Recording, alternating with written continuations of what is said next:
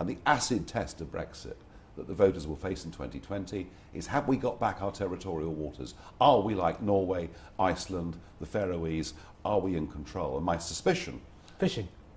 Absolutely. So the acid test for Brexit is fishing? I think it is. And I tell you why. It's going to take some considerable courage to say to our European partners, I'm very sorry.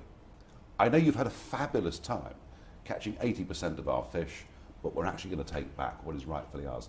That's going to take real leadership and real courage.